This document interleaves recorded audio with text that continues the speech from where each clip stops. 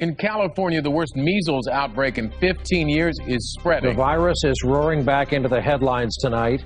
An outbreak somehow traced to someone who had probably caught measles abroad visited Disneyland and may have sneezed. Measles on the march in America. This outbreak is showing no signs of letting up. There are already more cases this year than there were. The number tripled to 644 measles cases reported in 27 states. And I mean, is this all basically because of the anti-vaccination movement, because parents aren't vaccinating their kids? Yeah, you know, I think so. A bill that would ban exemptions from childhood vaccines is advancing through the California legislature. We are authoring legislation that will abolish the personal belief exemption. I think you're starting to see why it is that mandates are so important. There has been some inaccurate information circulating about vaccines, mostly stemming from a British study linking vaccines to autism. We still continue to hear that vaccine caused autism, even though that's been debunked. Repeatedly and thoroughly debunked. You may have heard vaccination causes autism in 1 out of 110 children. Fuck that. Total bullshit. It doesn't. The bill requiring children to be vaccinated has passed with bipartisan support. Every child must meet immunization standards before joining public schools, private schools, and daycares. I would strongly encourage everybody, look at the science, look at the facts. CDC, the Center for Disease Control, can give you good information. Get your children vaccinated.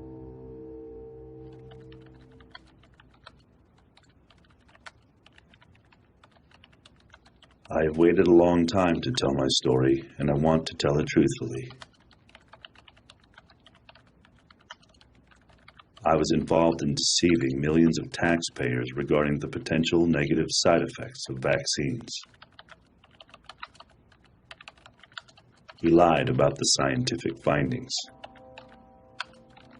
The CDC can no longer be trusted to do vaccine safety work. Can't be trusted to be transparent. The CDC can't be trusted to police itself. Just a few thoughts. William W. Thompson, Senior Scientist, U.S. Centers for Disease Control and Prevention.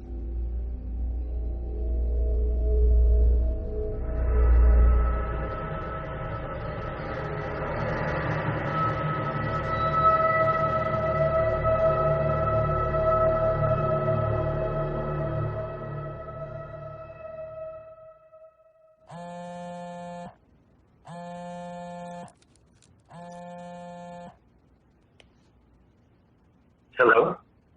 I was sitting at my desk where I teach at Simpson University. My phone rings, and it's Dr. William Thompson. Brian, you and I don't know each other very well. I don't know how this is all going to play out. You have a son with autism, and I have great shame now when I meet families with kids with autism, because I have been part of the problem. My son, Stephen, was born in February of 1998. Steve, what does the cow say? Tweet, tweet.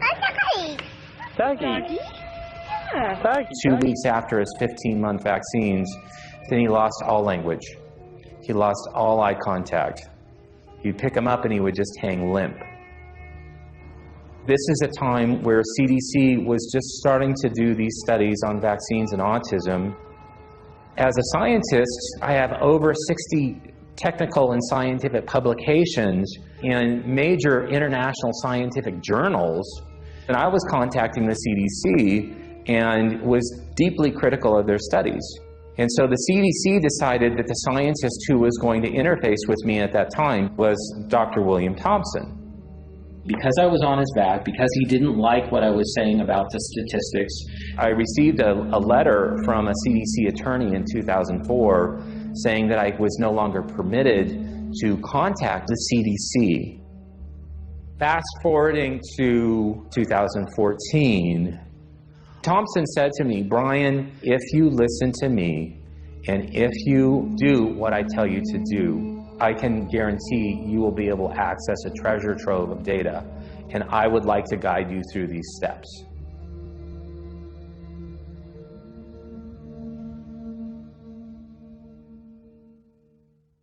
So I want to be a resource. I want to be valuable to you. I want you to have someone in the system? For years, I had been trying to crack this edifice of the CDC and just getting little glimpses of what was not right.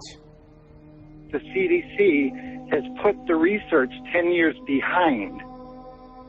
Because the CDC has not been transparent, we've missed 10 years of research because the CDC is so paralyzed right now by anything related to autism. I am a licensed clinical psychologist and a board-certified behavior analyst. In 1978, I want to say the prevalence of autism was about 1 in 15,000 children. It was a very rare disorder. I was working at a clinic at UCLA, which was pretty much the only known center for treating children with autism, and we had maybe 6 to 10 children who we were working with. Somewhere around the early 90s, shortly after I opened CARD, the growth of autism has been so high and so rapid that I've never felt like I could ever catch up anymore. From an official diagnostic perspective, the way that we define autism, we were looking at deficits in 2 areas. The first is social communication and social interaction. And in that area, we require 3 specific symptoms to be present. Symptoms such as no social emotional reciprocity, no non-verbal communication, that means eye contact, for instance, or no development of relationships. The second required area of deficit is the presence of stereotypic, repetitive, restricted behaviors. And these are things like hand flapping, body rocking, insistence on routines being the same. One of the new additions is the presence of a sensory dysregulation. If a child has an inability to sense things correctly, not necessarily hearing things the way we do, that could be classified as a symptom of autism. So if you have 5 symptoms, 2 in the area of repetitive behaviors and 3 in the area of social communication deficit, then you will get a classification of what's called autism spectrum disorder, ASD. We begin, though, as always, keeping them honest. Breaking news tonight, just hours ago, the British medical journal BMJ did something extremely rare for a scientific journal.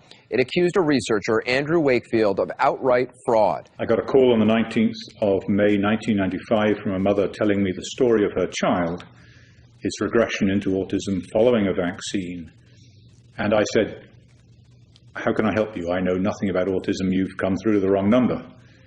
And she said, no, doctor, my child has terrible gastrointestinal issues and no one will take them seriously. I was an academic gastroenterologist doing research with a particular interest in Crohn's disease and ulcerative colitis, inflammatory bowel disease.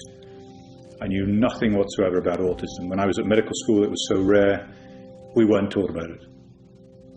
We heard a succession of stories which were very, very similar. Medicine is about pattern recognition, and there was a clear pattern emerging. So we decided, a group of us, including the world's leading pediatric gastroenterologists at the time, led by Professor John Walker-Smith, decided that these children merited thorough investigation. Well, Dr. Wakefield has been shown used absolutely fraudulent data. He created a fake paper. The journal allowed it to run.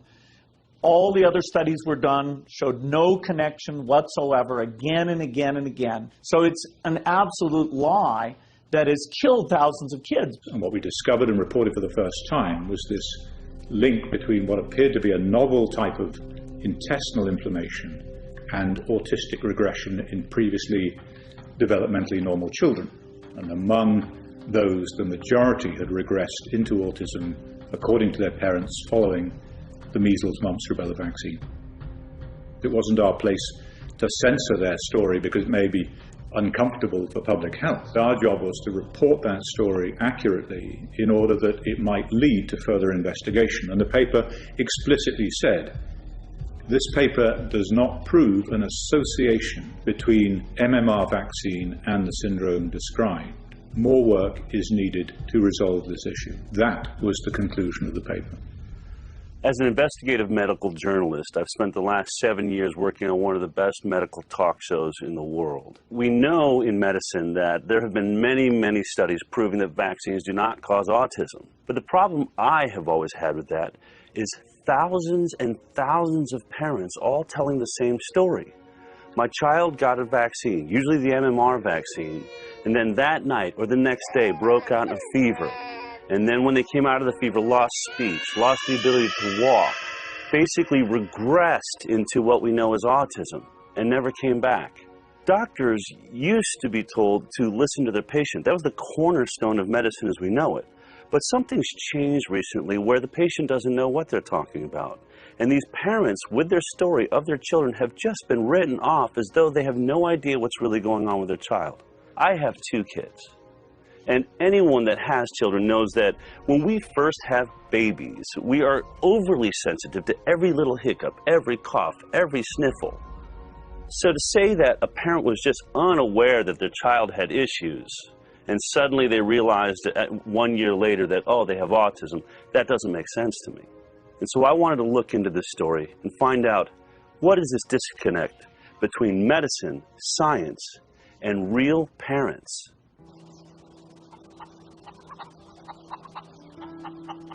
I couldn't wait to be a mum. I remember specifically, before we even got married, talking about how important children would be in our lives. I wanted a daughter first, then I wanted a son, and we were planning on having 4 children. We were going to be the most perfect parents that we could be. Bella was born, and that was a wonderful experience. Bella was just this angelic, perfect child. She hit all her milestones. I got pregnant with Billy quite quickly. Bella, say hello to Billy. Hello. We've now got a beautiful girl and a beautiful boy. Life was just amazing. So at 2, 4 and 6 months, Billy had his normal baby vaccines. A little bit snivelly, chesty, coldy after maybe the last one. So me, in my perfect mother mode, rushed to the doctor. Is he okay? Do I need to give him anything? Yes, you need to give him antibiotics, just to make sure there's not an infection in there.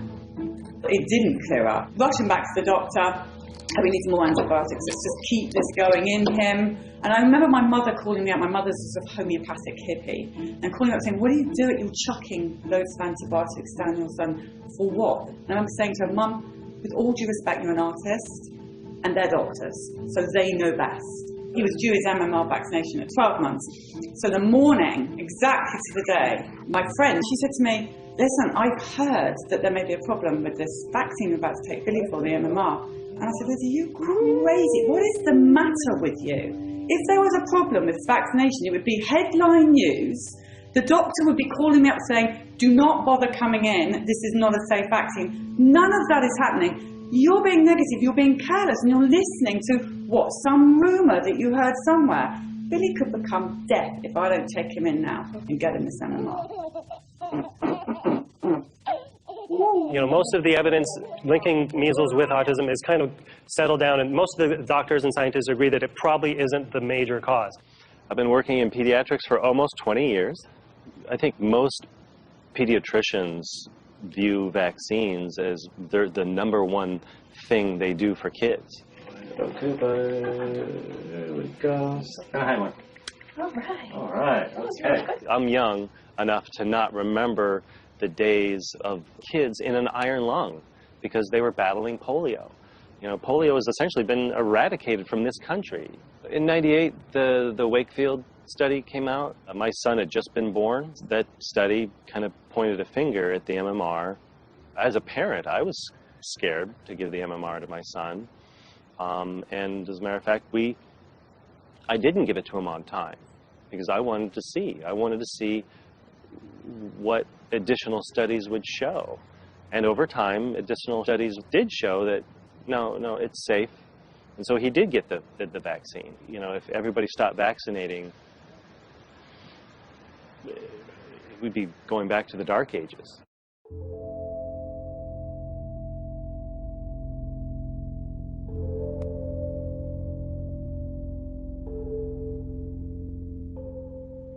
When a CDC scientist who'd been there at that time 17 years tells you this is how you access data, it didn't take me very long to realize, oh, I better do what he says, because he knows what he's talking about. I just want to tell you one thing. Right now, I'm sitting in a very pretty position in terms of providing you a lot of information. He asked me, what data sets are you going to request? And I said, well, I'm going to request 2 of the studies that you've done on thimerosal, the mercury-containing preservative that's used in some of the vaccines. And he said, well, that's fine, but I want you to request the MMR data set first. And this is the study by Frank DiStefano and his colleagues in 2004. It was the one study where we could end up creating a mess while the CDC tried to sort out something they couldn't understand. The day Billy got the MMR was a living nightmare. It was worth my life, to be honest with you. I came in and I saw him lying in his cot, listless. He started this uncontrollable shaking. Imagine coming out of a frozen pond. His eyes were doing this, and he was shaking like this. And I remember she grasped him and held him really tight to her chest. There's immediate fear in John, and there's immediate, Mummy, this is not going to happen. I don't know what is wrong with you, but this is not going to happen. And we get to hospital, we rush him in, doctors are coming in and looking at him, and that's when they said, he's had a reaction, he's had a seizure, this is normal, this is common for many, many children who have this vaccination. It's absolutely okay, he's going to be fine. Nobody ever told me that there would be any side effect to any of the vaccinations my children had.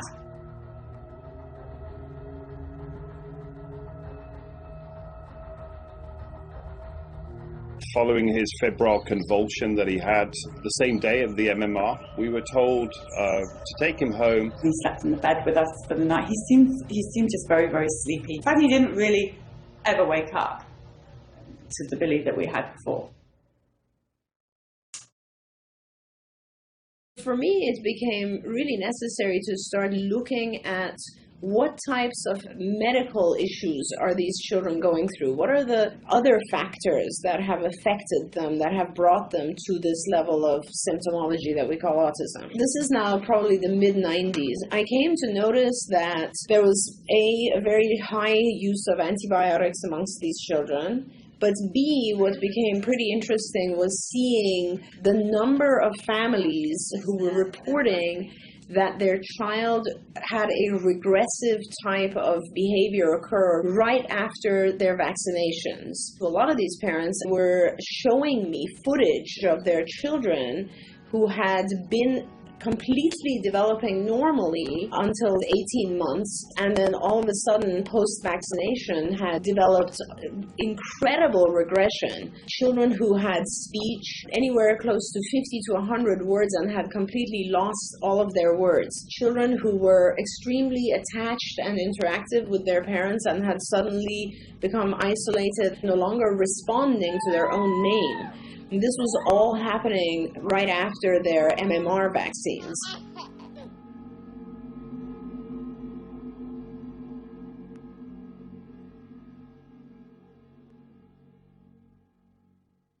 My oldest son, Ian, was born normal, developing normally. He was this beautiful boy, and we ended up at our 12-month visit, which is his 1 year. Then they gave him multiple vaccines at once. And within 7 days, he had 104 fever and a rash all over his body. He had previously been noted in our videos, home videos, that he was walking and actually running at that point. 7 days after the vaccine, he was no longer able to do that.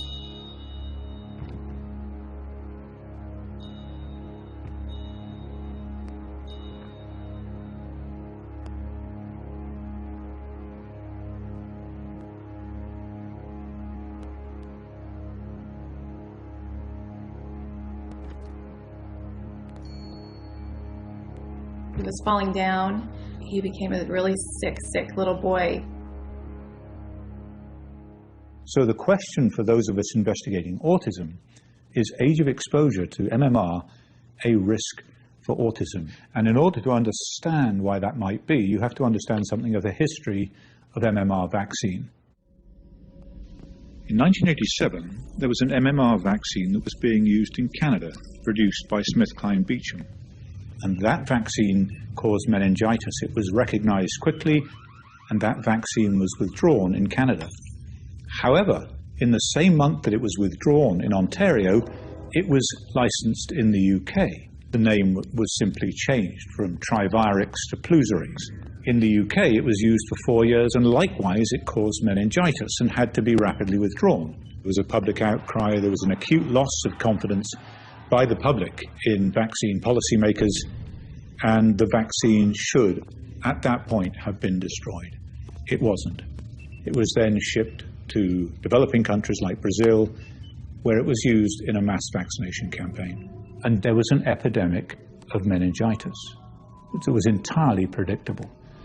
Now, scientists studied that epidemic, and what they found is that the risk for meningitis was associated with age of exposure. The younger you got the MMR vaccine, the greater the risk of meningitis.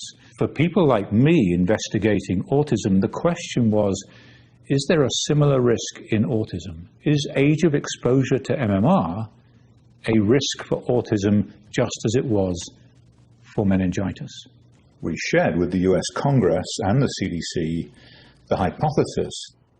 The story as told to us, which we have an obligation to report, is that the majority of children regressed following a period of normal development in the face of MMR vaccination.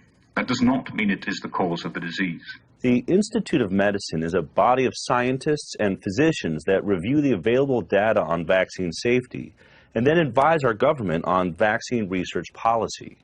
Well, because Andy Wakefield had put forth this theory that the age at which you receive the MMR may increase your risk of autism, the IOM looked to the CDC to do that very study. It was a study about timing. Does the earlier you receive the MMR vaccine increase the risk of autism?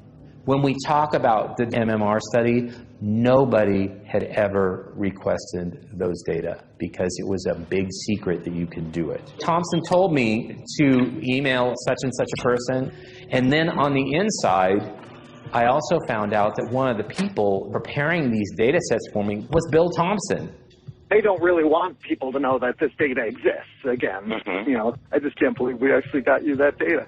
Thompson couldn't send these documents directly to Brian Hooker because that would have been illegal.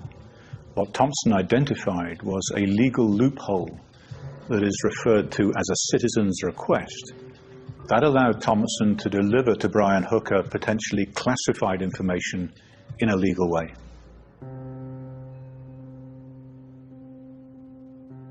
You get checked in England with your babies at certain times, by health visitors. So at 9 months, Billy had his full-blown check, and it says no parental concerns, baby laughing, babbling, talking. So we passed that with flying colours. 18 months is when they next come in. And by this time, we know there's something seriously wrong with Billy. Probably within 5 or 6 days, the first signs really was this vacancy. He wasn't the same smiley little baby that he was before. He had a blank expression. Then the diarrhea kicked in. His tummy started to get bigger and bigger, bloated, rock hard bloated tummy. He would start to walk on tiptoes. His hair fell out, and this dreadful high-pitched scream, sort of whiny scream developed from him. And then came the head banging, the constant banging against his crib, the constant banging against the floor or a wall or anything that he could find to bang his head on. He would thrash it and thrash it. John and I would lie in bed at night just listening to this thud, thud, thud. Thud. There's nothing. He's now not even noticing his sister who used to play with. John comes through the front door after work. No recognition that we were his parents or this child even belonged to us. Nothing. Nothing. Gone.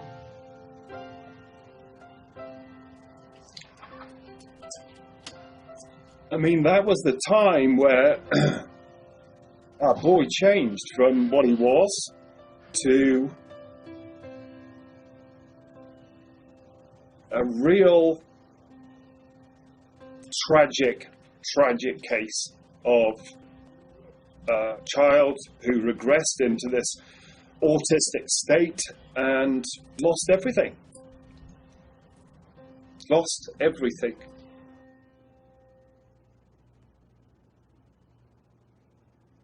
The CDC, the way that they do research studies is very reactionary. They look at something that's creating a press and creating a buzz that could actually lower vaccination rates, and that's what they study. They don't study vaccines proactively. So if Andy had never done his original study, gotten that published in the Lancet, would have never created the uproar that rightfully it should have created, then the CDC would have never studied this. The press conference for the Lancet paper was called by the Dean of the medical school, who was the chairman of the media committee. The temporal association between MMR and autism was initially made in the United States. I had done an extensive research into measles vaccine safety and MMR vaccine safety in the pre-licensing phase. In other words, what safety studies had been done before these vaccines were put onto the market and into children. A 250-page report was compiled by me showing that the vaccine safety studies for MMR in particular were lamentable. They were lamentable. There are many assumptions have been made about the safety of this vaccine, and there had been problems which had been airbrushed. So I wrote to my colleagues and the Dean, and I said, going forward, there are going to be questions about what parents should do next. I cannot, in due conscience, support the continued use of the MMR vaccine, having done this research. I said I will continue to vigorously support the use of the single vaccine, but can no longer support the use of the triple MMR vaccine. So the Dean, as chairman of that committee, had three choices. He could have not had a press conference. He could have banned me from the press conference. Or when the question came up, as inevitably it would, what do parents do next about vaccinating their children? He knew what my response would be. He could deflect the question to someone else. When the question came up on the day, he directed it straight to me. To assure you, we are not adults on section of the need for measles vaccination. We are all freedom.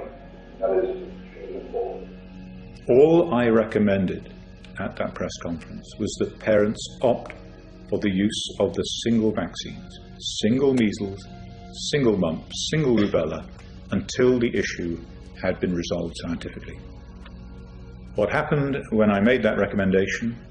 Unilateral decisions were made by the government in the UK to withdraw the importation license for the single vaccines, Merck opting in the US to cease the production of the single vaccines, giving parents no option. I said to a senior representative of the Department of Health, why, if your objective is to protect children against serious infectious disease, why would you take away the option of how parents do that? And she said, because if we allowed parents the choice of single vaccines, it would destroy our MMR program. In other words, the concern was for the protection of the program over and above the protection of children. No one's career has ever been advanced in the medical industrial complex by being outwardly and openly critical of the vaccine industry. I'm Mark Blaxell, father of a daughter diagnosed with autism back in 1998. I've written 2 books that have come out of the autism movement, have been projected into autism advocacy ever since. Mikhail was born typical, everything was fine, was developing normally through her first birthday. We have vivid memories of early language, joint attention, lots of play. She was adorable, beautiful, cute. And then somewhere in the months after, she began to slip away and she lost language and she began to retreat into a world of her own. And at 2 years, 9 months, we got a formal diagnosis of full syndrome autism. It was a hopeless, pessimistic future that was laid out in front of us. She was going to be disabled for the rest of her life, likely to be non-vocal in an institution, and that the best thing we could do was to accept the inevitable. Part of the story we heard from the Harvard experts was autism was genetic.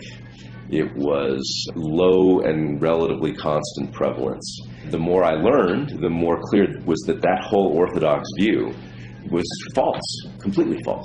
Revolutions only happen in science when there is an anomaly that the old orthodoxy can't explain. With autism, the anomaly was the explosion in cases, which meant that what people were trying to describe as a genetic, neurologically based condition couldn't be genetic. It could only be environmental. It could only be some set of things that had happened to children. And you had to ask the question, what might it have been? One of my personal training clients was the director of programs for LWT, London Weekend Television. And this guy said, why don't you do a program, and people out there, there may be someone out there with this condition. He said, this is going to be an unbelievable story. So we've got nothing to lose. Right now, this child is either going to kill himself because he's going to smash his head to pieces, or we are going to go insane because everybody here is miserable. And that program was aired, and we received 250,000 email hits. Computers were kind of new then, the whole internet computer thing. Ours crashed. We'd set up a Billy Tommy website just in case one person might be able to help us. Crashed. The television station's computers crashed. They had never seen anything like this before. The parents had exactly the same story as us. Antibiotics, some with chickenpox, a lot. Vaccine. Bang, the symptoms are all the same. The diarrhea, the constipation, the high pitch scream, the banging of the head. We've all lived through it. It's the same story. And it was Polly's idea to put all of this stuff together in a magazine called Autism File. Let's all ask the questions and maybe someone can help. These questions from these parents were not being answered by the doctors that they went to see. They came to us out of desperation, and we had 45,000 subscribers within 4 months.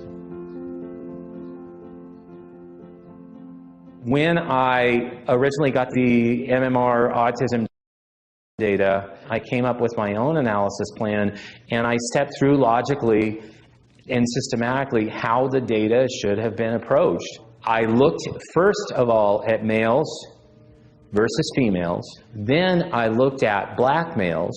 The relative risk of them receiving an autism diagnosis was astronomical, and it was highly statistically significant. I really had to scratch my head and say, I know nothing about the MMR vaccine. And so that's when I originally called Andy. Wow. Really? After everything that had happened, everything we'd all been through, everything that the families had suffered for the last 15 years, and the CDC had known all along there was this MMR autism risk. As I started to divulge more of the conversations, and I think it really hit him that this was a major crack in the wall of the CDC. The first thing that Thompson did was to plot a graph of percentage of children vaccinated against age at first MMR vaccination.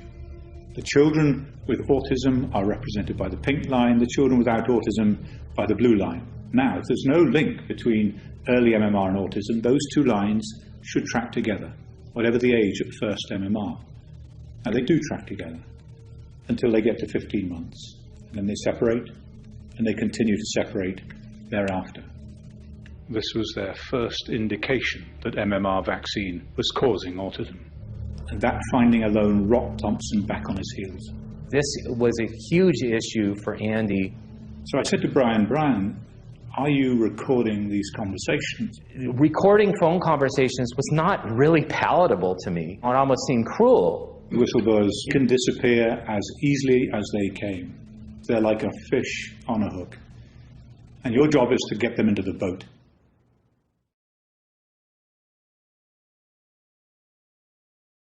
Temple walked at 12 months, so he had been walking for an entire month before we went in for the next set of vaccinations. The minute we walked into the pediatric office, Lou, his twin, she's screaming her head off. I mean, she knows what's going on. She doesn't want the doctor touching her. I look up, and there she's got the shots lined up. 3 for him, 3 for her. By the second shot, Lucinda had flipped herself over, so I had to stop looking at what I was doing, unstrap her, get her out. Well, the minute I get her out, and I calm her down a little bit, and I look over, she's screaming. I look at the shots, and I notice that one of hers was gone. There are only 2 shots left for her. And I asked the nurse practitioner, I said, what happened to that other shot? She says, oh my goodness, I gave it to him. I said, which one was it? She said, it was the other MMR. I said, call the doctor. This baby is screaming his head off. You've given him an extra shot. I don't know what the effects of that's going to be. We're leaving. And I left. So she never got her shots. I go home. This baby cried.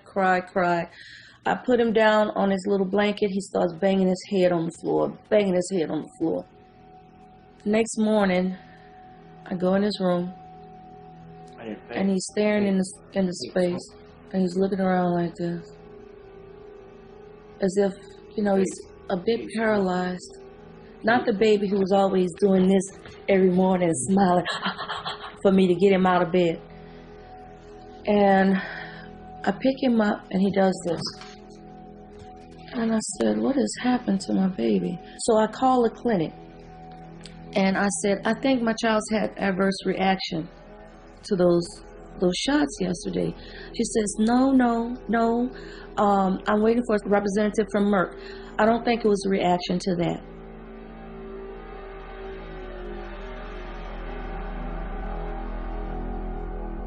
Bill Thompson looked at African Americans. He saw that those African Americans that got the MMR on time were 2.64 times more likely to get an autism diagnosis than those African Americans that received the MMR after 3 years of age. What this was suggesting is that among the blacks, the ones that were getting vaccinated earlier were more likely to have autism. At that point, the group of researchers that was working on this particular study, they were having weekly meetings. Colleen Boyle, who was the head of developmental disabilities branch, and Marshalyn Jurgen Alsop, who was one of Thompson's direct supervisors, Frank DiStefano, who was the head of the immunization safety office, and then a postdoctoral research associate named Tanya Bastin. In that meeting, Thompson brought up the fact that African Americans were showing a highly statistically significant risk of autism if they got the MMR on time. What is said in these closed-door meetings? I mean, do people say, oh, well, this is unacceptable, or is it just, do they always say, oh, this can't be right, or? I'm not going to lie, but I also don't want to say things to you right now that aren't some written form. Right. The analysis regarding the African Americans was the 8 on the Richter scale earthquake that just shook through the CDC. I take him to see the pediatrician that I know. And she looks at me, she closes the door, and she whispers, she said, Sheila, I believe he has autism. I said, what? Like Rain Man? She says something like that. I'm going to refer you out to a neurologist. And we go see the neurologist the next week. He says he has every classical symptom of autism. I do not believe this. I was angry. When he was explaining to me what Canis autism is, he told me he was born that way. I said, no, he wasn't. Clearly there was a very high risk of autism in African American children. But here's the thing. We know that autism is 4 times more common in boys. And so to see that effect mirrored in the African American children was a compelling finding. When I looked at African American males only, the relative risk was 3.36. It just blew my mind. And that's when I wanted to call Bill Thompson on the phone. And his statement to me was, oh, you found it. It appears in the final publication is that race in general is downplayed. Of course it is.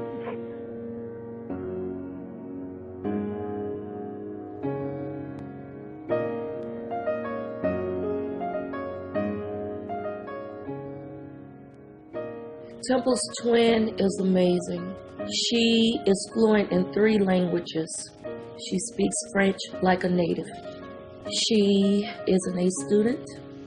She plays classical piano. With all of the guilt that I feel from that day, one of the best decisions I made for her was to walk out of that office without her being vaccinated. At the end of this journey, I don't want to be one of those mothers standing there saying what I wish I would have, could have, should have done. I want to be able to say, I gave it everything that I had. I gave it my best shot. His twin is going into the 11th grade. And for someone who still can't manage to cross the street, now am I grateful he's here? You bet. I'm grateful my son lived. And I was so naive that he would live a fulfilling life. He would end up being a happy man, having a family. My dreams for him. And every year that goes by, the older my son gets, the further that dream seems to be. All about vaccines! So what do vaccines do? Vaccines build up your immune system and make you stronger to fight off disease. Are vaccines safe? Yes, studies involving millions of children have shown no connection between vaccines and autism. Stick to the schedule.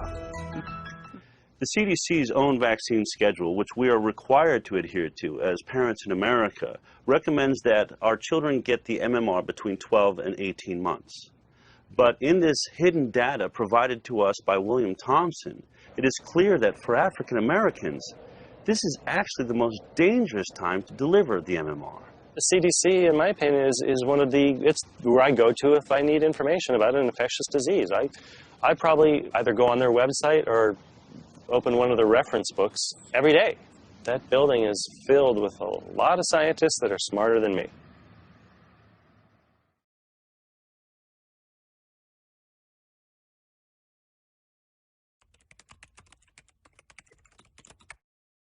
The analysis plan is one of the most important parts of a scientific study.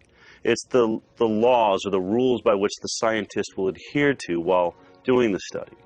And this analysis plan is put together by the scientists themselves. Sometimes their superiors weigh in. But once they've locked that analysis plan, they've said this is how we're going to use the data. And you can't deviate from that analysis plan, or you're at risk of fraud, scientific fraud. Did they deviate from the analysis plan after seeing something that they didn't like? If they did, we have a real problem. Thompson not only played a major role in developing the analysis plan, he was the numbers guy. He was responsible for collecting the data, analyzing the data, and presenting the results. And by November 2001, the results were in. Now with the MMR autism one, we had an analysis plan that we were supposed to execute as was written. And, I'm going to be sharing these draft analysis plans that we had, and you can see whether we did what we said we're going to do. That analysis plan had been agreed upon not only by the co-authors, but also CDC superiors. In order to conceal the effect of the MMR, what they had to do was to reduce the number of children in the study in order to reduce what is referred to as the statistical power. That is, the ability of the study to detect a difference if one genuinely exists. In the analysis plan, they had agreed to 2 sources of information. The first was the children's school records, and the second was the children's Georgia birth certificate records. So while every child in the study had a school record, only half of the children in the study had a Georgia birth certificate record because the other half had been born in other states. So the analysis plan was explicit. Information on a child's race was to come from their school record.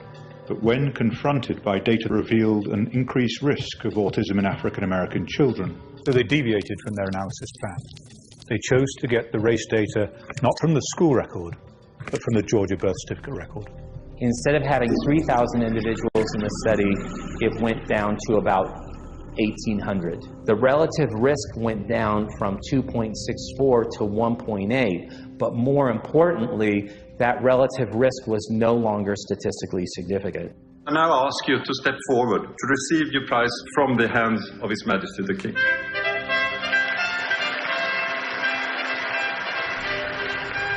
I am Luc Montagnier, MD. I am a virologist by training. I obtained the Nobel Prize for my contribution to the discovery of the AIDS virus. The vaccine-autism interaction is a worldwide problem, not only in this country, in Europe, but also in Asia, even in Africa. The NMR vaccination, in a very early stage of infancy, before the age of 2, was more prominent in Afro-American children, and this was hidden for some time. This fraud, of course, ranks very high, to my opinion, in the ethics of medicine science. CDC in the past has done a very important work on the discovery of AIDS, so I'm very disappointed to see a different situation with CDC dealing with autism.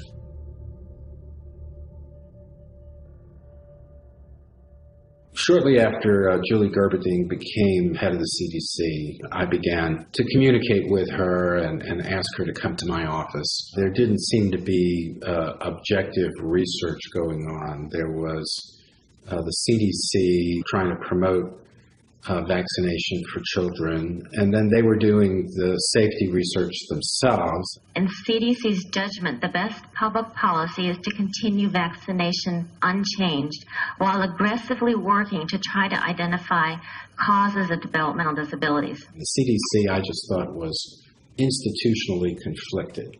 The CDC can't take money directly from pharma, but they can set up a foundation, and the foundation can attract donations from commercial interests, and does. Merck, GlaxoSmithKline, now Pfizer, Sanofi, Aventis have huge multi-billion-dollar vaccine businesses. They're profitable. They've grown because some of these new high-tech vaccines that are patented, that are high-priced, get protected by this little cocoon of regulatory capture in HHS, and are guaranteed multi-billion-dollar franchises. When I was working at Merck, I was a sales rep for Vioxx. The whole scandal started when it was discovered that Merck had manipulated data and covered up the fact that Vioxx actually caused twice the amount of heart attacks and strokes than the placebo. What I learned from that experience was just because things are on the market does not mean they are safe. I think we get into a very dangerous territory with vaccinations. If a drug company gets just one vaccine added to the schedule, they can make upwards of $30 billion in 1 year. It's no secret. I think they've published their intention, which is they want to create an environment of constant vaccination from cradle to grave. They want infant vaccines and expanded flu shots, DTaP boosters, Gardasil shots, meningococcal shots. They want adult vaccines. They want you and me to come in and get a constant barrage of shots. And then they want vaccines for the elderly. We have a highly profitable product because the safety testing isn't as rigorous as a normal pharmaceutical drug. The gold standard is double-blind, placebo-based, long-term study. And that just isn't done with vaccines because they're classified in a different way as a public health measure. And they haven't been tested in combination with other vaccines. Yet doctors give 6 to 9 doses per visit. It's insane. If pharmaceutical drug was tested like this, it wouldn't be on the market. But because it's a vaccine and the safety testing is less rigorous, our children are being experimented on. I don't like to look at autism from a behavioral perspective. I look at it from more of a what causes it in each child. When I want to define autism, I have to say that it's the inability to detoxify the way you're supposed to, or at the rate that you're supposed to. And it all has to do with this toxic overload. These children are not detoxifying from the vaccinations. Same thing with GMO products. The pesticides in our food, if I can prevent the child from being exposed to more toxins, then when I'm teaching the child, at least the child's getting better and not continuously getting worse. Without a doubt, what's happened to Billy has changed his life. Yeah, there you go, you got a strike. What I have on my hands now is a 19-year-old man. He's 6'2". He is volatile. On good days, Billy is brilliant. He's an angel. On bad days, the slightest thing can trigger him, and he's scary. I'm going to go downstairs and get Billy, Daddy right now. You need to stay up here, okay? I'm going to kill Daddy right now. Bill, listen to me. I'm going to stay with you up here, and you're going to try and calm down, okay? The reason they become aggressive and dangerous in some cases is because they have no ability to communicate. Because Mummy asked Ken to bring in the sweet corn and then bring in the chickens here.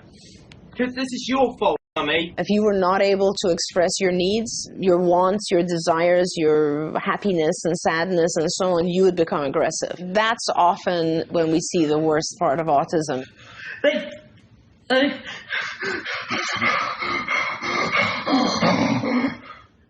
We had to occupy his room and use his video player. And of course that is a massive intrusion in his space, and he got very upset. Where else in this house can we play a video? Remember? Listen, chill. Push the stress levels, Billy.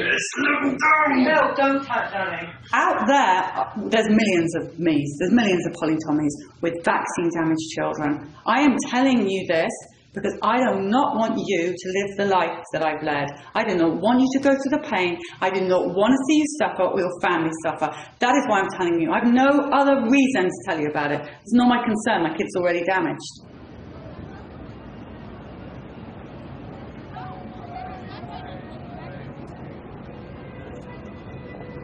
I am a senior research scientist here at MIT in the Computer Science and Artificial Intelligence Laboratory.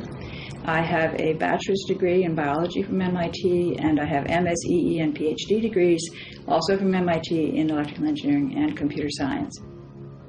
I became interested in autism a long time ago when my best friend at the time had a son who was diagnosed with autism following a DPT shot. He ran a high fever after the shot, seizures a week later, and then was later diagnosed with autism. We have to accept the fact that autism is new, that before 1930, the rate of autism in the world was effectively zero. And then for a long time, it was 1 in 10,000.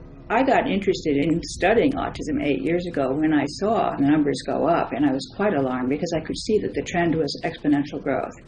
And exponential growth is extremely scary. Since really the mid to late 80s, we've gone from this low prevalence environment to a rate of increase where the trend is still vertical. We have not seen a flattening in trend. Every couple of years, the CDC provides a number of what percentage of the kids are diagnosed with autism. And you've got the dots going all the way back to 1975. You draw the line. It is a perfect exponential curve. If we assume that things are going to continue as they have for the past 30 years into the future, we can predict that by 2032, 80% of the boys born will end up on the autism spectrum. Half the children, 80% of the boys.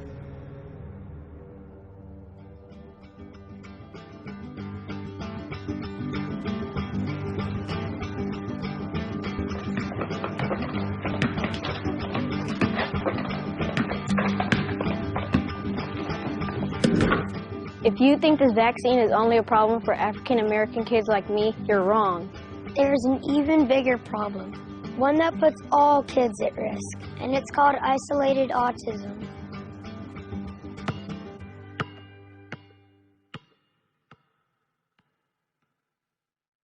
When the CDC researchers set out to do the study, they asked themselves the question, if early MMR vaccine causes autism, in which children would we be most likely to find this effect?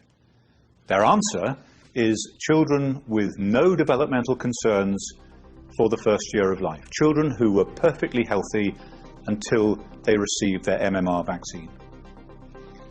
They called this group isolated autism. Now, this does not refer to an isolated case of autism or an isolated group with autism.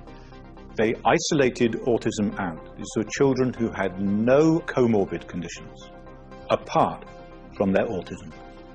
No cerebral palsy, no mental retardation, no visual or hearing impairment, no epilepsy, and no birth defects.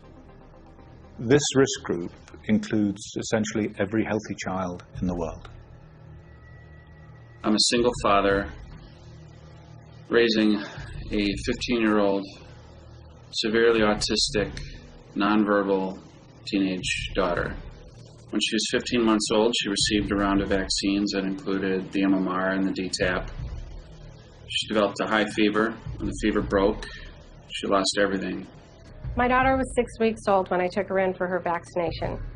2 hours later, she had a 5-minute seizure. And 2 hours after that, she had another 5-minute seizure. Mama's here. Come on, come on.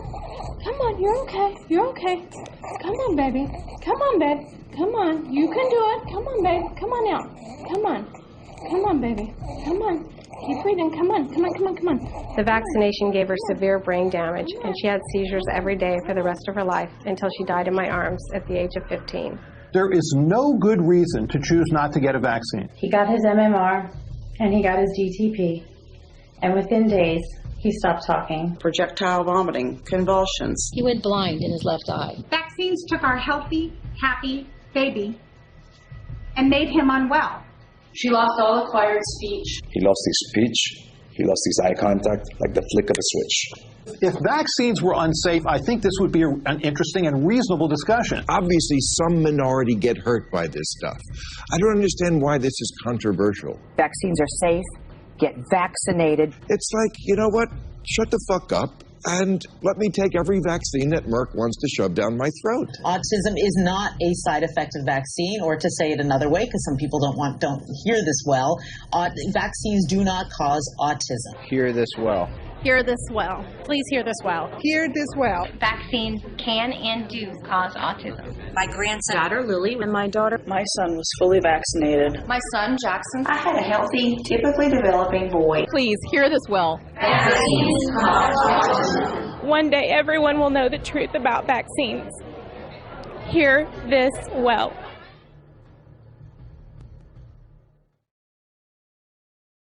I actually think the most interesting results are the elevated ones for the isolated, ones that don't have other comorbid conditions. The effect is where you would think it would happen. In isolated autism, he saw a very, very strong effect specific to those kids that got the MMR on time. When Bill Thompson ran those numbers, he saw an astronomical effect. Some of the numbers were actually, the relative risks were as high as 7 or 8 times higher with these kids that were diagnosed with just isolated autism, no other diagnosis, versus those controls. Isolated autism is confusing because it sounds small, but it really is a big problem. Because all healthy children, no matter what race, are at risk. For example, my sister's 18 months old and she's supposed to get an MMR shot right now. But if she does, she's 7 times more likely to get autism than if my parents wait until after 3 years old. So I hope my parents don't do it. Here's what's really scary. When we look at isolated autism, we see that there's a up to 7-fold increase in the incidence of autism between those that received the vaccine between 12 and 18 months versus those that got it after 3 years old. But let's be perfectly clear. Every child in this study had received the MMR vaccine. What would the numbers be if you compared children who got the vaccine between 12 and 18 months versus that never got the vaccine at all? This is often referred to as the vax versus unvax study. And the CDC refuses to do this study, even though every drug that we take has been through this exact study. There's a group who take the drug, and then they compare it with a group that do not take the drug, and they see are there more side effects and complications with the group that takes the drug. So why does the CDC refuse to do the vax versus unvax study? Probably because when we look at the results of this study, we realize that the risk would be astronomical and is likely to be one of the major reasons we're seeing this skyrocketing increase of autism worldwide. Just like the African American children, they went into the room and they sliced and diced the data in an effort to get rid of that effect. documents. This is Colleen Boyle's meeting notes, how they plan to present the data by these age groups. That after the fact, when the data are in, she writes reformat. And then she puts in new age groups. Even this failed to achieve the desired effect, since in the end they simply omitted the relevant findings from the paper altogether. I was just looking at that, I'm like, oh my God, I cannot believe we did what we did. But we did. Yeah. So it's all there. It's all there. And you in the health field, you who run our health agencies in this country who are sitting here today, you have an obligation to these kids that you just saw there to make sure that these studies are complete, thorough, so that everybody knows that we have all the facts, and you don't have that. One of the things we did, because this was such an important topic, was to have them be sworn in. So they were under oath. And if they were doctoring the results of a study and they did it deliberately, they committed a felony. It used to be 1 in 10,000, and now it's 1 in more than 250 kids that are being damaged in this country that are autistic. Now, those kids are going to grow up. They aren't going to die. It's not like a lot of diseases where they get infected and they drop dead. They're going to live to be 50, 60 years old. Now, who do you think is going to take care of them? It's going to be us, all of us, the taxpayers. And it's going to cost, I think, as you said, Ms. Maloney, trillions of dollars. So we can't let the pharmaceutical companies and our government cover this mess up today, because it ain't gonna go away. And it's gonna cost the taxpayers trillions more if we wait around on it. And for our FDA and HHS and the health agencies to continue to hide behind this facade that there have been studies that conclusively prove otherwise is just wrong too. So the CDC wasn't just doing this study inside of a bubble. In fact, it was the exact opposite. They were under fire. You had Congressman Dan Burton in front of the Congress demanding answers about mercury and the MMR and vaccine studies and the connection to autism. Dave Weldon, Congressman from Florida, is reaching out to Julie Gerberding with serious complaints on how he thinks this entire issue is being handled. On top of that, the Department of Justice is requesting files and data from the CDC because of a previous study called the Verstraeten study that had so many anomalies, it looked like scientific fraud was taking place. So they were suspicious. So then you look at the emails that Thompson's provided to us, and you see that he's reaching out to his line manager, Dr. Melinda Wharton, throwing up red flags, saying, I first spoke with you in September of 2002 regarding the sensitive results we have been struggling with in the MMR autism study. How do you struggle with scientific results? I mean, facts are facts. Data are data. That doesn't make any sense. So you've got Dan Burton breathing down their necks. The Department of Justice is requesting files. And William Thompson finds out that Colleen Boyle has brought in a lawyer to help her decide what materials are too sensitive to provide to the Department of Justice. This obviously freaks William Thompson out, because later in the email to Wharton, he says, I will be hiring my own personal attorney. And it's extremely unfortunate that we need to be concerned about whether our own legal rights are covered when participating in a study such as this. I mean, what's going on here? We have government scientists lawyering up over a children's safety study. Clearly, this does not sit well at all with Dr. Thompson, because at the end of this email, he makes what looks to me to be a clear threat. My level of concern has also caused me to seriously consider removing myself as an author on the draft manuscript. So then a few days later, Thompson writes directly to Dr. Walter Ornstein, head of the National Immunization Program, saying, I am not interested in taking all of the political heat that will go along with that study. Thompson has gone all the way to the top of his department. I mean, we don't ever get a response from Walter Ornstein, but Thompson is very clear on what happened next. The higher-ups wanted to do certain things, and I went along with it. In terms of chain of command, I was number 4 out of 5. Dr. Thompson talked about destruction of documents. and that in fall of 2002, there was a meeting with the trash can rolled in, and they selected documents to be destroyed. I led all the analyses with the DiStefano thing. Literally, everyone else got rid of all their documents, so the only documents that exist right now from that study are mine. These documents were no doubt federal records. They were very important documents because they showed a very strong statistically significant effect. He felt that, quite rightly, it would be illegal to destroy those documents, and so in his office he kept not only the hard copies, but the computerized files for that study.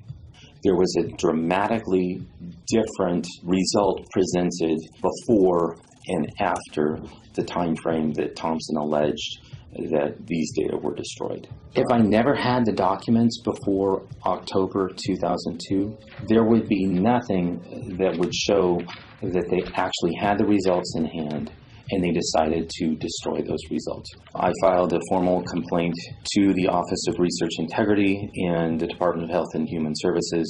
I heard back not long after the complaint was filed, and the letter basically stated that every co-author except for Dr. Thompson denied that any such meeting was scheduled.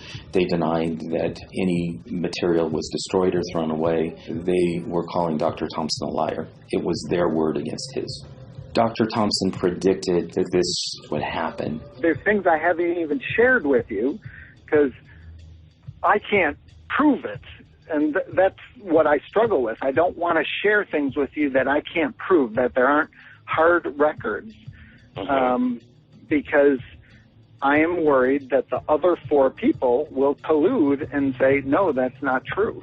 Dr. Thompson provided meeting notes to me for precisely the time where the co-authors are claiming that no meeting took place. That's what I keep seeing again and again and again, where these senior people just do completely unethical, vile things, and no one holds them accountable. So look, once you have the data, a scientific study like this is a relatively simple process. You just run the data, you get the results, and then you publish those results in a paper. In their own analysis plan, this study was only supposed to take 6 months, from May 2001 to December 2001. So if they weren't destroying data, why did this study end up taking 4 years?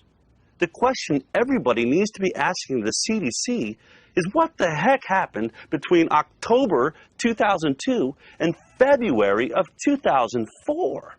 The reason you don't see anything else circulating on the study, it was 5 of us behind closed doors for 2 years. Wow.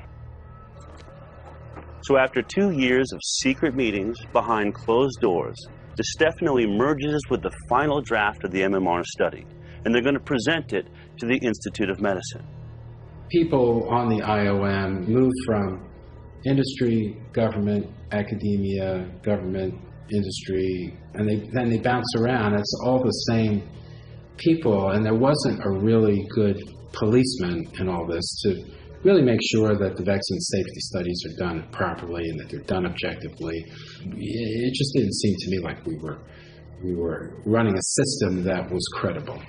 I had written to Julie Gerberding, and I asked her to postpone the February 9th Institute of Medicine meeting. This report, the Institute of Medicine report, I wanted postponed because of my concern that this was not an exercise in discovering the truth, but was instead a meeting being driven by a desire to short-circuit important research and draw premature conclusions.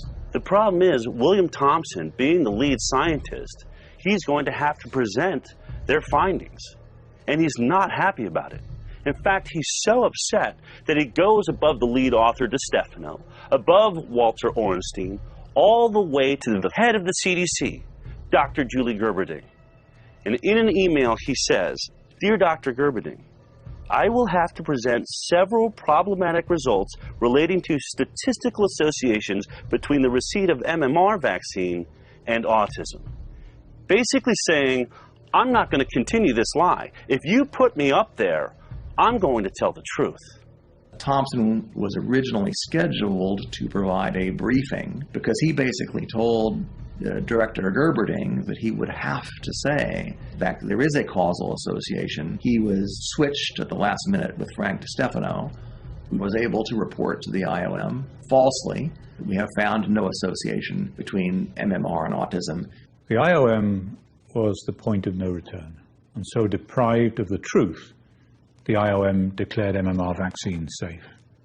It was a rush to judgment to shut the door permanently and completely on the MMR autism link. It's absolutely appalling that much of what I said turned out exactly to be true. They were trying to short-circuit the research. It's the lowest, it's the lowest point in my career that I went along with that paper. After their brilliant work on the MMR study, DeStefano and his team received an award from the Department of Health and Human Services. And then several years later, Dr. Julie Gerberding received an award of her own, a high-paid job as head of the vaccine division at Merck. Clearly, Merck appreciated the work she had done investigating their vaccine.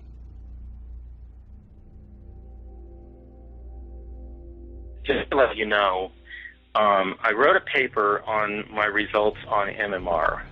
Yeah. And it will include something that I got from you. Brian was about to publish a paper using data that could only have come from an inside source at the CDC, a whistleblower. And from that point forward, William Thompson was a marked man. Andy approached me and said, it's time to publicize the CDC whistleblower. Ironically, 12 years later, while Thompson is bearing his soul to Brian Hooker, in front of Congress, Colleen Boyle is just peddling the same old CDC fraud. But this time it's to a new player, and that's Congressman Bill Posey from Florida. I wonder if the CDC has conducted or facilitated a study comparing vaccinated children with unvaccinated children yet. Have you done that? We have actually done a number of studies looking at the relationship between thimerosal vaccines and autism and other developmental disabilities. The lies from the CDC were still the same. The difference now is we had William Thompson. Vaccines and their components did not increase the risk for autism. My time's very limited here. So clearly, definitely, unequivocally, you have studied vaccinated versus unvaccinated. We have not studied vaccinated versus unvaccinated. Never mind. Just stop there. That was the meaning of my question. You wasted 2 minutes of my time. Brian had also submitted a related paper to a journal called Nature Neuroscience, and in that paper he had specifically referred to an unnamed source at the CDC. And my worst fears were realized when a journalist from Nature Neuroscience contacted the CDC, contacted Walter Orenstein. The message went on to Frank DeStefano, who sent it out to the co-authors saying, keep your heads down, this may be coming your way. The fear was all of a sudden we'd be dredging the river for Bill Thompson. So I said to him, Brian, we've got to do three things. We have got to get Thompson a whistleblower lawyer, we've got to make sure that his documents are with Posey, and we've got to reveal his name. Whistleblowers are in danger only as long as the only people who know their identity are their enemies. Do vaccines cause autism? In the last 30 years, the childhood vaccine schedule has tripled, while the U.S. autism rate has skyrocketed from 1 in 10,000 to 1 in 50. Dozens of published research papers show that, yes, vaccines and autism are linked. Yet the debate rages on, in part because of the 1986 National Childhood Vaccine Injury Act, passed by Congress as a result of pharmaceutical lobbying. It shields drug companies from liability for injuries and deaths caused by the vaccines they manufacture. Vaccines that the federal government admits are unavoidably unsafe. Instead of suing the pharmaceutical company directly, parents are forced to petition the Department of Health and Human Services, and if federal health officials oppose compensation, the case is argued before a special master in the U.S. Claims Court. Many refer to this as vaccine court. Here are some shocking facts about the so-called vaccine court. Pharmaceutical companies do not have to participate in the proceedings at all. Taxpayers pay for all damages. The U.S. Department of Justice acts as the government's lawyer, with taxpayers footing the bill for their defense.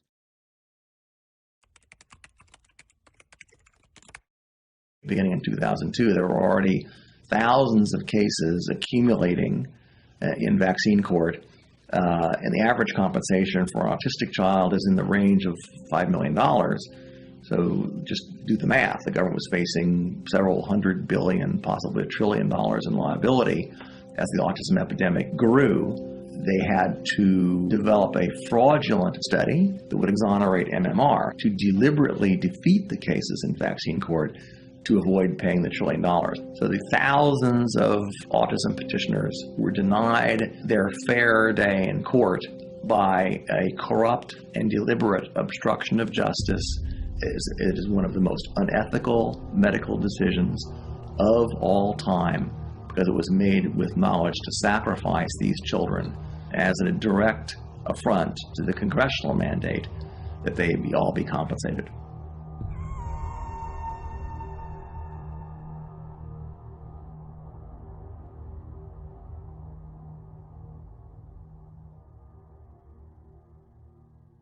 In the fall of last year, I got a call from an inside source who told me that in 2 weeks there's going to be a whistleblower from the CDC who's going to come out and say that the CDC had committed fraud on the MMR study and that they knew that vaccines were actually causing autism. I mean, that's a huge story. Unfortunately, it was a story I would not be able to tell on a medical talk show because a lot of our funding was coming from the pharmaceutical industry. And we were also very good friends with the CDC, who had appeared on our show many, many times. But I knew that once this story broke, 2 weeks later, that the mainstream news media would pick it up. Fox would be on it, CNN would be on it, MSNBC. And we're talking about the biggest medical story in the last decade or two, at least. So that 2 weeks came. I saw the video that was posted by Andrew Wakefield and Brian Hooker, and I heard the words of William Thompson and his confession. Oh my God, I cannot believe we did what we did. But we did. It's all there. It's all there. And I watched the blogosphere go crazy. Tweets, Facebook, social media, everybody talking about it. But not one mainstream media source went anywhere near the story. In fact, on CNN, someone put the story up on iReport, and CNN took it down. And at that moment, I realized, wait a minute. Not only is my medical talk show being produced by the pharmaceutical industry, all of television is. We were never going to get this story. But we certainly did get a story. A highly contagious measles outbreak. Major outbreak. Measles outbreaks. Measles on the march in America. This outbreak is showing no signs of letting up. But in 2014, the number tripled to 644 measles cases reported in 27 states. It's really amazing to consider the number of cases of autism every year and to contrast that to, let's say, the number of children who acquired measles by going to Disneyland. It's a tiny number of children who acquired measles, and it's a vast number of children who are being diagnosed with autism every day. We don't know what causes autism. I mean, that's fair to say. We're not sure as a scientific community what causes autism, but we know that vaccines do not. Now, I'm not saying that Sanjay Gupta is a bad guy. In fact, I think that he tries to do a lot of good, just like many doctors do. But if they're being lied to by the scientific body that provides them with their information, what happens to all of us? What happens if a good doctor sees the same data that I saw? So you're a scientist, basically. So you're studying this, and you feel 100% comfortable. You even said you have kids, so you're a family person. Yes. You would feel very How long have you been a doctor, and sort of what's your area of specialty? Sure. I've been a family medicine physician for over 10 years now, and treating families, everyone from newborns all the way up to my oldest patient is 96. So do you administer vaccines as a part of that? Yes, I do administer vaccines. In our clinic, we follow the CDC recommendations, and we give that information to our patients, and we give them a schedule of when their children are going to need to be vaccinated and so on and so forth.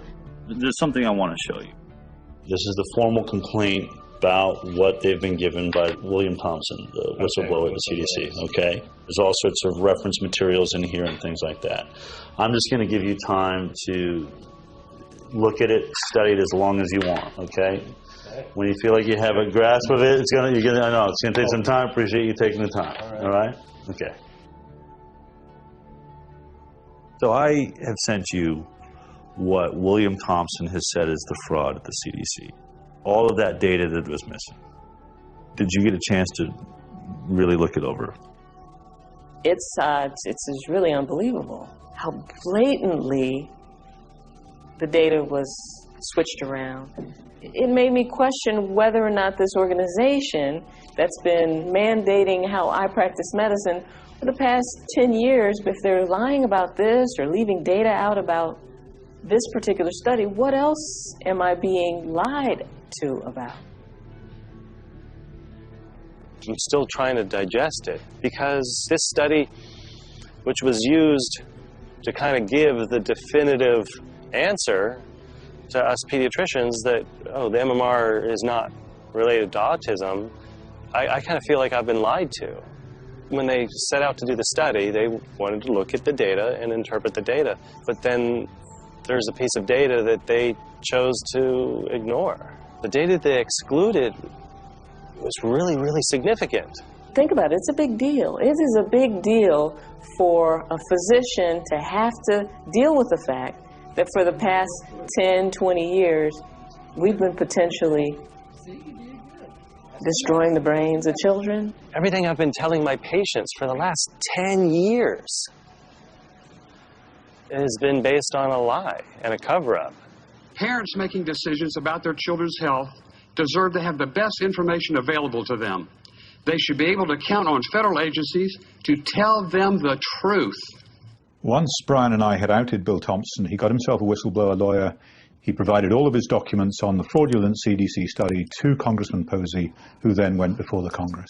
Considering the nature of the whistleblower's documents, as well as the involvement of the CDC, a hearing and a thorough investigation is warranted. So I ask, Mr. Speaker, I beg, I implore my colleagues on the appropriations committees to please take such action. Thank you, Mr. Speaker. I yield back. It's now been 7 months since Congressman Bill Posey urged the Congress to subpoena Bill Thompson, and they have done nothing. Bill Thompson wants to be subpoenaed by Congress.